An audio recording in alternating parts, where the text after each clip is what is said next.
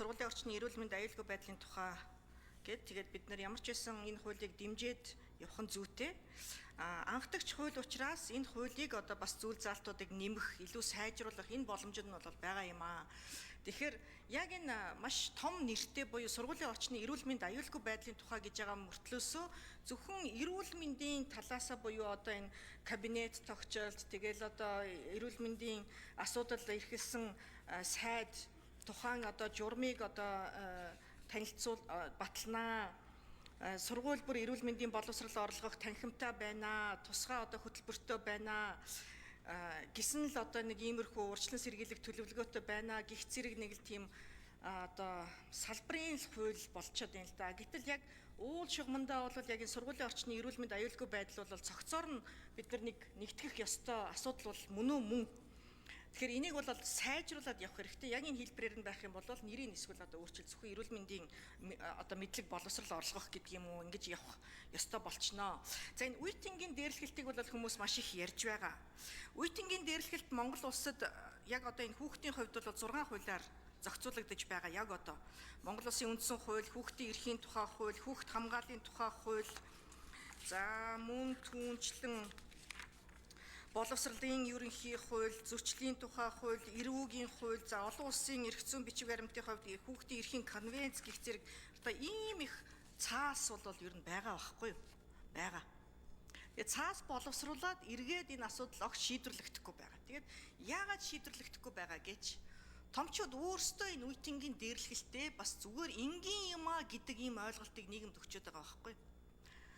За ээж аав нь хоорондоо зодтолцдог болвол эсвэл одоо аав нь ээжийн зодддаг бол тухайн хүүхэд яах юм? Хүчирхийллийн дэргэд үсэж байгаа үсттэй. Бүхнийг одоо хүчээр шийддэг юм байна гэсэн ойлголттой. Тухайн хүүхдийн хүмүүжлийн асуудал. Үндэсний статистикийн хороо нөбийн хүүхдийн сантай хамтраа 5 жил тутам хүүхэд хөгжил судалгаа явуулдаг. За монголчууд одоо хүртэл хүүхэд хүмүүжлийн аргыг одоо бас биеийн шийтгэлээр хүүхдээ сургадаг тохиолдол цөөнгүй дийлэнх олонхны баг. Тэгээ хүүхдийг болохгүй юм хийхлээр нь хүчээр одоо сургадаг мөртлөөсөө эргээд нөгөө хүүхэд хүчээр л шийднэ гэсэн ийм ойлголттой байгаа бол альва асуудал тулгарлаа хүчтэй нь хүчгүйгээ дээрлэхэж зодддог, дээрлэхдэг ийм байгаа. Төрийн ордондоо хүртэл үеийнгийн дээрлэхэлтэй хийж байгаагаа та нар өөрсдөө ойлгохгүй байна уу те? Тэг хүүхдүүдээсээ бид нар ийм асуудлыг одоо нэхэд байгаа шүү дээ. Томчууд өөрсдөө үлгэрлээ тэгвэл яаж харуулах юм? Энэ дээр одоо анхаарах шаардлагатай. Тэгээ хүүхдүүдтэй бид нар өөрсдөө анхаарах хэрэгтэй.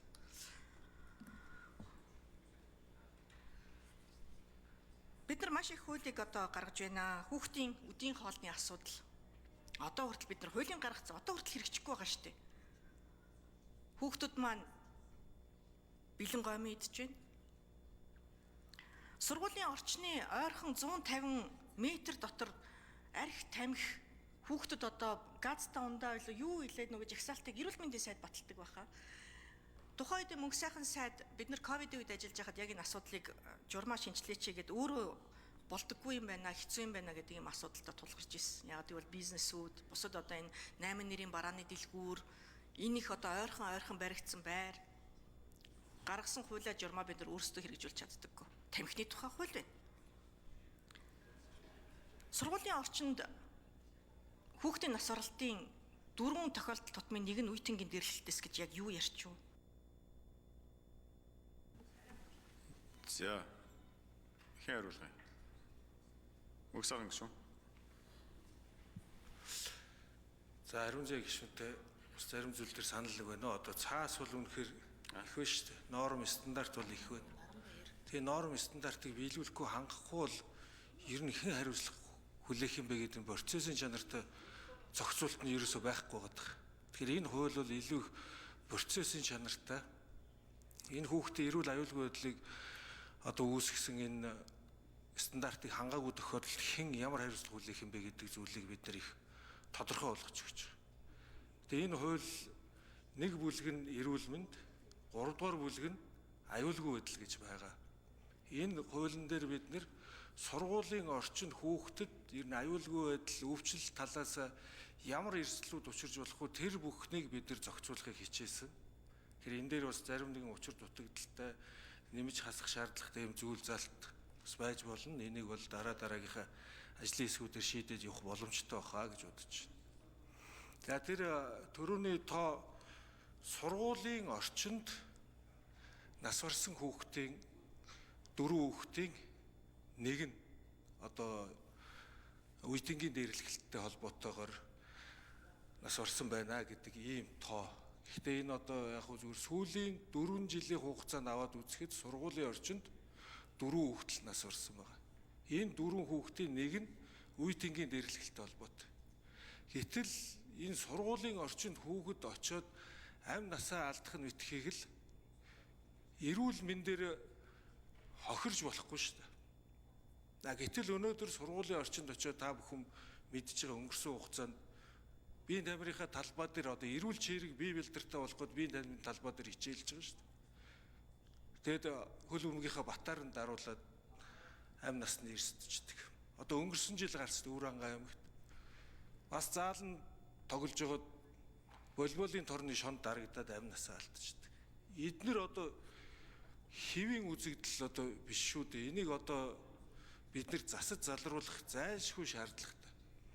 Хамгийн гол нь ийм стандарт шаардлага хангахгүй, эрүүл аюулгүй орчин бүрдүүлээгүй ийм сургуулиуд шинээр ашиглалт нь бас ороод байгаамаа.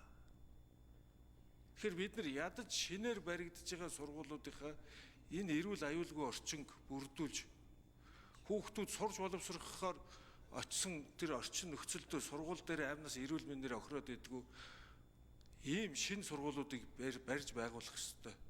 Хуучин баригдсан байгаа энэ сургуулиудаа бид нар жил бүр төлөвлөгөөгөө гаргаад алхамаар сайжруулах ёстой.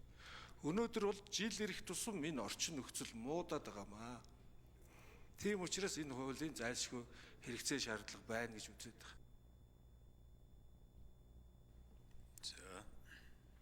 Харин заяг шүү. За 4 хүүхэд тутмын нэг нь гэж ярих нь их том тоо байсан байна гэдгийг сая хэлчихлээ шүү дээ. Үндсэндээ бол 4 л хүүхэд байсан байна, нэг нь гэж одоо бас хэлж байгаа шиг байна. Гэхдээ бас худлаа. Бас биш. Тэгэхээр яг тоотой бол бас болгоомжтой харьцдаг, тоон дээр ажилдаг баймаар байна. Ялангуяа энэ тоонууд бол эрүүл мэндийн хөгжлийн төв яг одоо энэ нас оролт шалтгаан, за газар зүүн байршлаар нь бол бас гаргадаг, цагдаагийн ерөнхий газар бас гаргадаг тий. Тэгэд бид яг энэ сургуулийн орчинд одоо яг энэ гэмтэл, осол, нас оролтыг бол яг тухайн тоонууд дээр нь суйрлаж даалгавруудаа зөв өгдөг, үүн дээрээ суурлаад бас хариуцлагын сайн одоо үүрүүлж тооцдог байх хэрэгтэй байна. За ялангуяа бас инх насан гишүүн яг энэ хуулийг санаачилж байгаа шиг санаад энэ зам тээврийн осолд өртөж байгаа хүүхдүүдийг одоо томчуудад нь хариуцлагыг чангаруулах энэ маш зөв. Скул полис хийж байгаа ээж аваадыг зодоод иж болохгүй шүү дээ. Бусад одоо За санал хэллээ. Отхны Саранч болов.